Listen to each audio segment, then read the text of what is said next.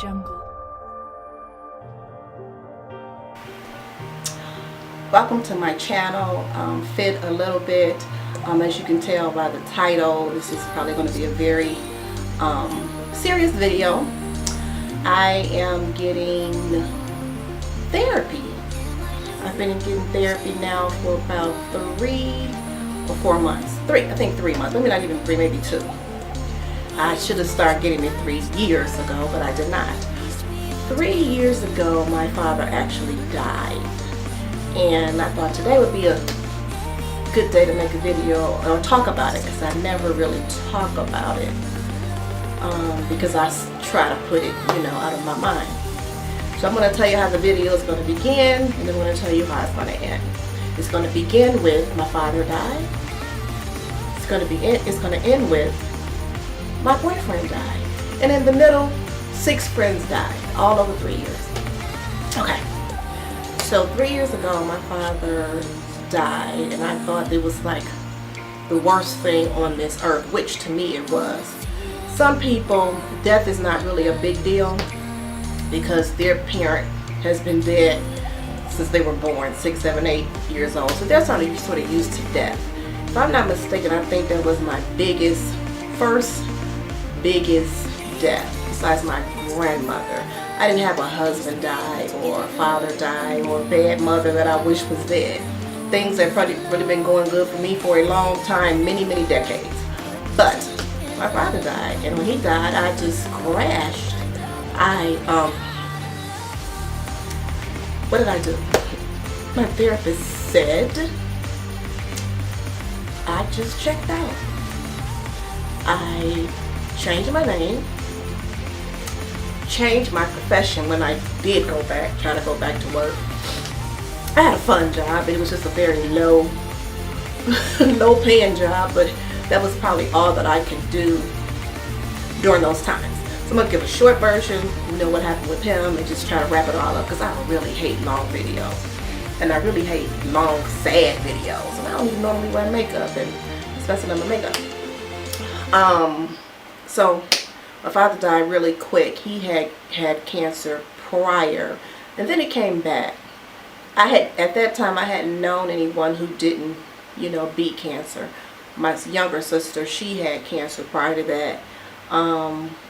Many surgeries over many years, and she beat cancer. She actually looks like $1 million.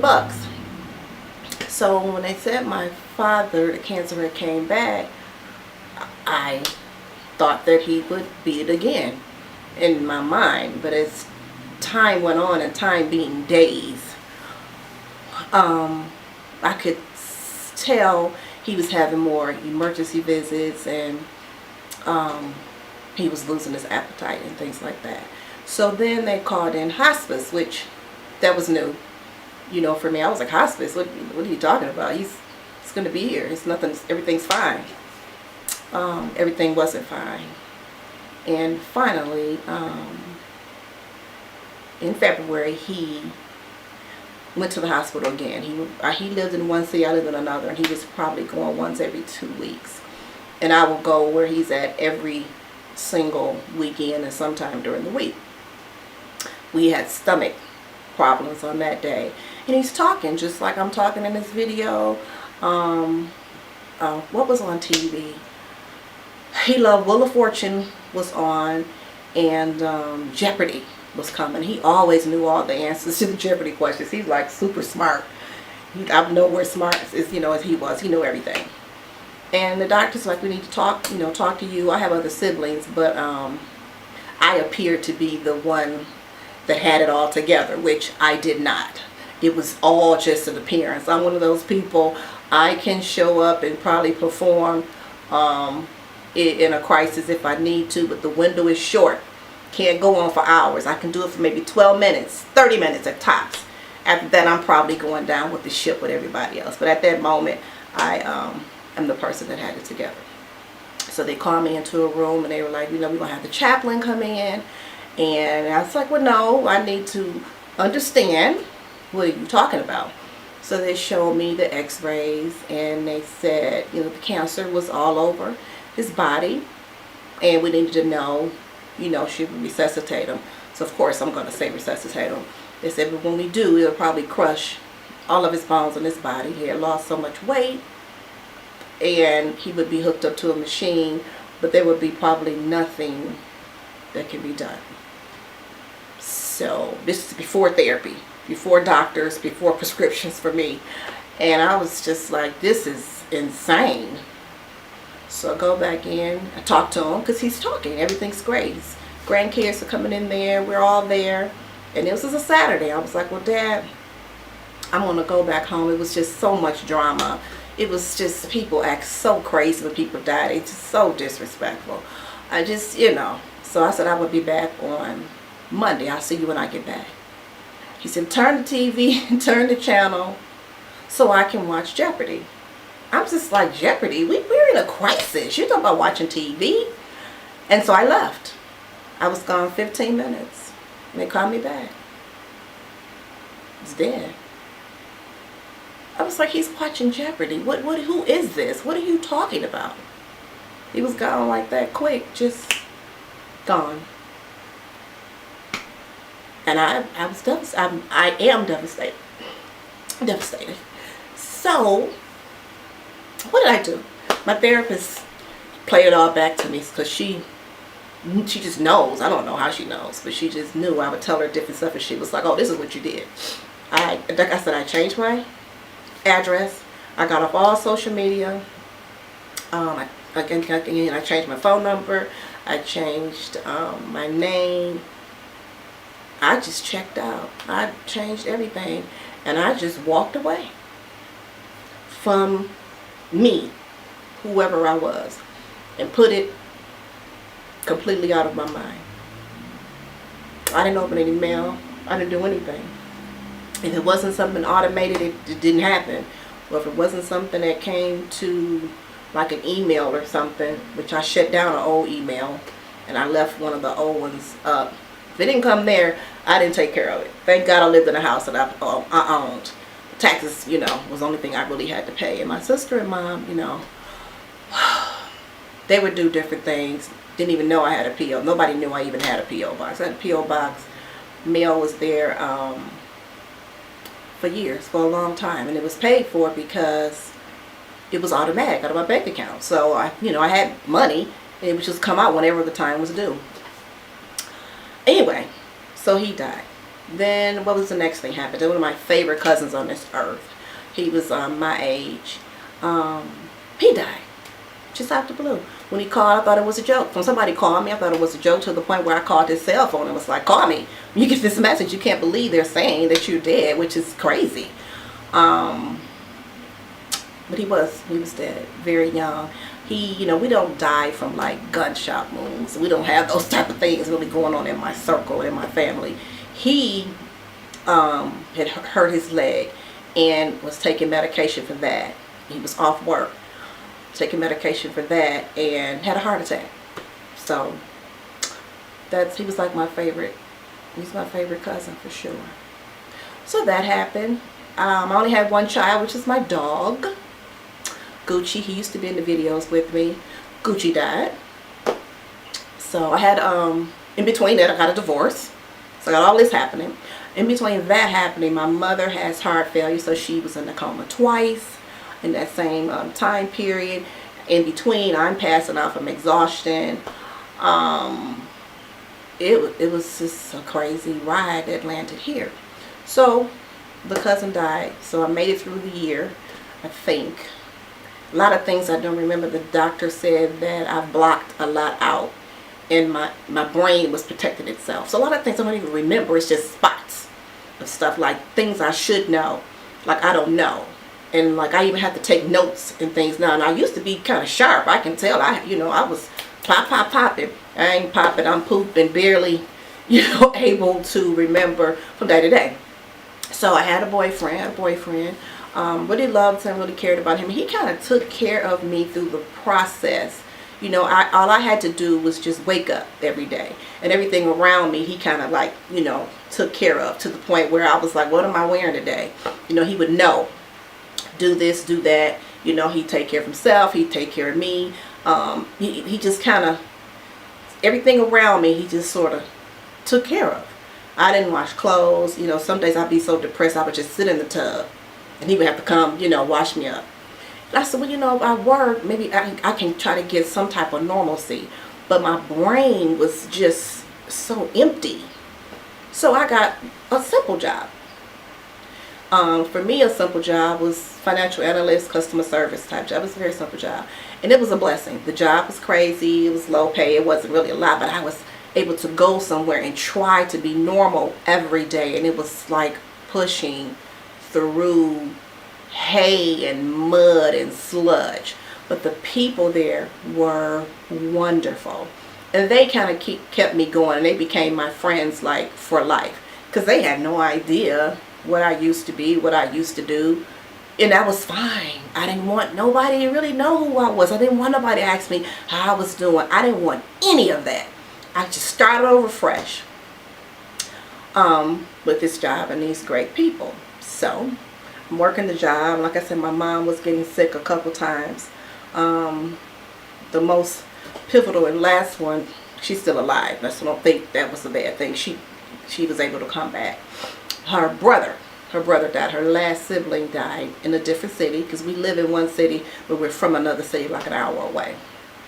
And his wife couldn't get herself together. So my mother at that time was 81, and she's like, this is my brother. I'm going to go up here and make sure he's buried correctly. My mother's like super strong. Like, I don't know, it's some bad moms out there, but she is bad with a capital B-A-D. She handles business. You're not going, she'll need nobody to come in to take care of her funeral arrangements for nothing and nobody. Ain't nobody gonna tell her nothing. We go up to the city to bury her brother. And when we walked into the funeral home, it just became too much for her heart. And she passed out. She had heart failure. So she ended up being in intensive care in another city for a month. So some of my other siblings, you know, flew in, and sister-in-laws and things and stuff were there. And my wonderful nieces lived in the same city, and they was Johnny on the spot, because I was there technically by myself. And they knew I was already fragile anyway and barely hanging on. So for a month I drove every day, every other day, back and forth to work and to there. Then my brother flew in and he stayed there. She was in a coma for a month. And we were there with her every single day, every single night. Her children or daughter-in-laws or nieces were there. While my mother was in the coma, her sister-in-law, who had cancer, died. Like my mother's favorite. She loved her probably more than her own sisters. She died. So my mother comes out the coma, and in the meantime, my boyfriend, he's doing fine. He ends up having a seizure, which was odd because, you know, he never had seizures before. But nobody thought it was a big deal. So my mother comes out the coma. She realizes her brother has died. She done missed the funeral. She's emotional. It's just awful. She's out. She has to go to rehab to get her muscular, you know, things back in order.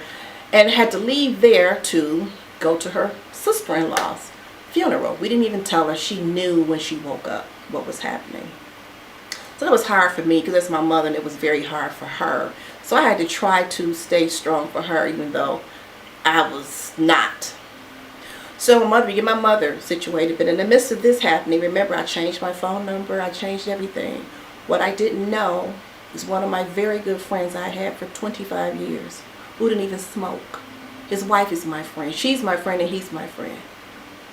They had to call my ex-husband and try to get my number because I had disappeared. He died. He had been dead for a month. I didn't even know. So that's going on. That's one thing.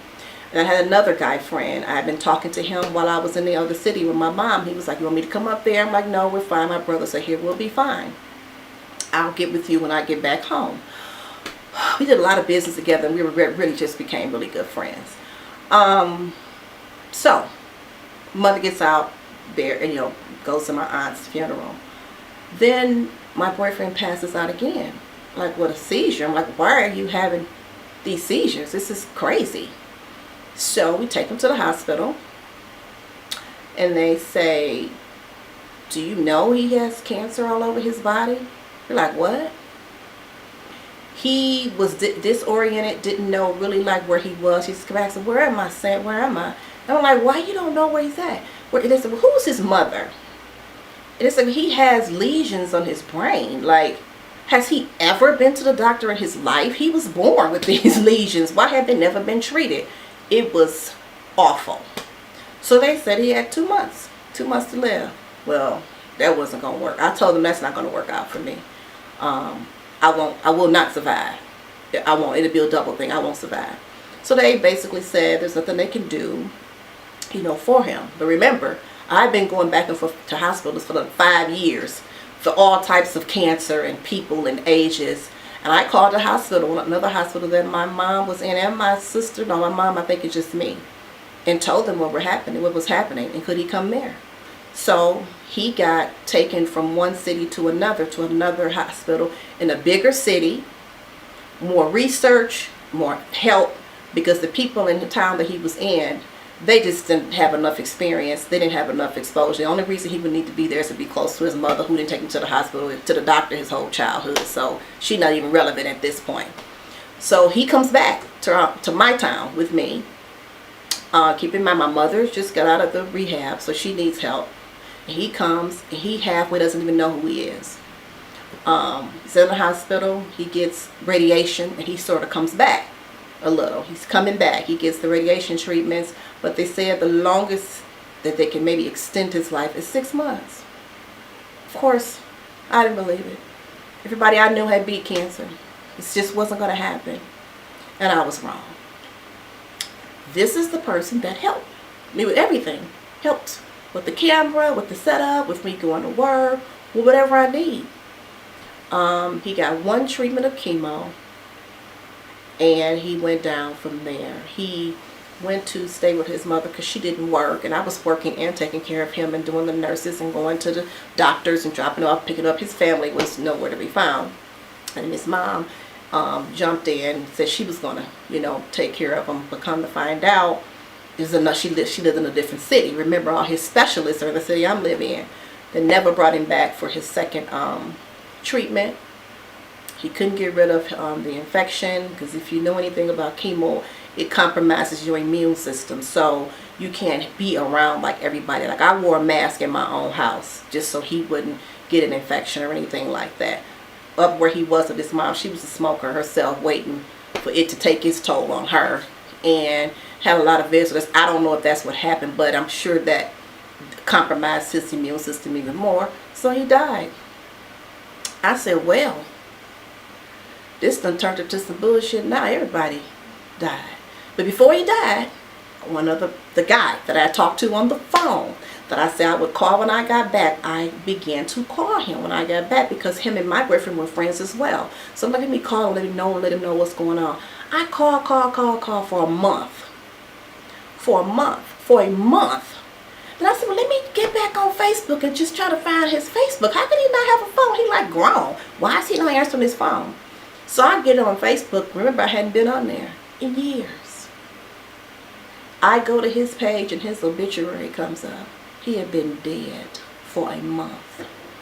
I talked to him one day. The next day he went on a boat, slipped off the boat and died. Insane. Just totally insane. I was done. But I couldn't deal with it because, when I got on there, I could see I had all these messages. We've been looking for you. We don't have your number. Because remember, I changed my number. Been looking for you. Oh my God, oh my God, oh my God. I admit I missed it. So I was like, this never going to happen again. I got to stay, in touch. So maybe like 3 months went by. So we 3 months into the boyfriend's 6 months, which, by the way, he didn't make it 6 months. Another very good friend of mine in Dallas called. She said, I'm just checking on you, chickie. I said, you calling me like in the middle of the day? This is odd. What's going on?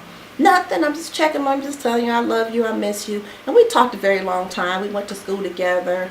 She introduced me to my husband, which was not a bad thing. That was just some mistakes she made. It was okay. She was like my older sister. When I was in school, I was in a different state and didn't have any family. She was my family. She was like my everything. So she just called. We just talking. She didn't never really say anything, but I thought it was odd. It was just how the conversation went. And I called another mutual friend. And I was like, well, you know, she called me. And she always calls me, but it was just odd. She was like, she has cancer. Cancer? She still smoked a day in her life. What the hell is this cancer? What is never smoked. Jogged, work out every day. What? Of course, she's going to beat it. They said she's had it. This is her second round of chemo. She never even told me about the first round. And never wanted to worry me. Her whole thing was, I don't want to worry you. You're always taking care of your mom. You're taking care of the people. I don't want to worry you. So maybe 2 more months went by. And another colleague of ours called. He was with her brother. Again, I was like, this is odd. And I'm like, you calling me? Now, what's going on? I think it was DA either called me or Jamarcus. And it was like, this is it. You probably need to come down here. I'm like, what do you mean? This is it? This is what? What are you saying? We don't think she's going to make it. She's fragile. I was like, let me call her. Because, you know, y'all dramatic. And he said she's not going to answer the phone. I said, she always answers my phone calls. She don't answer y'all phone calls. I called and she didn't answer the phone. And they were right there when I called and the phone was ringing. She wouldn't answer. She didn't want me to know, she said. So I got online. This is, I think, a Thursday. And then I think Saturday I got me my plane ticket. And I was going to go, I want to say Wednesday was when I was going to go. Or no, Thursday. And she died Thursday. So that was that. That's maybe number 7 right there. So I ended up going after, and I went to the funeral. I think it was on a Saturday. Yeah, it was a Saturday. And I came back on Sunday. That Tuesday, my boyfriend died. I just kept on the same clothes. I'm just like, I might as well just wear the same thing. And I knew then. Well, I knew, but I really knew then. Because at that stage, minus my blood relatives, my whole support system was dead. So I was like, you know, you better get some help. But when you've been the person who takes care of everybody, there are some people who believe you can still do it. You can keep doing it. They don't even believe that you've fallen down, that you can't get up and, oh, I got a new job in between that, which couldn't really perform because my doctor said, ended up telling me that I had post-traumatic stress disorder and severe depression. So all the people who keep saying I was going to be okay, I think that's just what people say because I'm not okay. So I know people frown on getting therapy, but it enabled me to make this video. It enabled me to accept that I can't move as fast as I used to, that I gotta do some memory exercises and I have to take notes and pray that the real me comes, or maybe this is just a new real me. Maybe what I used to do I may not, you know, ever do again due to lack of memory and too much stress. But this is who I am now. I thought sharing this story would help me, and then maybe sharing this story would help somebody else. If you feel like it's just too heavy, you're depressed, or you feel like you're depressed, or you're always sleepy and tired, you're not a sleepy and tired person, which that's what happened to me. So some things you want to hear. You go talk to an unattached professional. When I called in for a referral, I was very clear. I don't have time. Don't give me anybody talking about we shall overcome and we finna, you know, pray together and we gonna light some candles and kumbaya. I said, no. You give me somebody with a pad. And you give me somebody who's been through some things. So don't give me nobody 25, 35, 45. I need somebody doing this for 30 years. My patience are gone. And if I get the wrong person, I just don't know how it's going to go. And they heard me and gave me a person that I believe is the perfect therapist for me. So if you feel like you just can't handle whatever it is anymore, you go talk to some damn body. You ain't even got to tell nobody. You call, tell them what you need. and have a service, a referral service, a counseling service direct you in the right direction. So that's why that's why my videos are infrequent, because I've been going down, but I think that I may be on my way up. So welcome back to me. Fit a little bit. Until next time.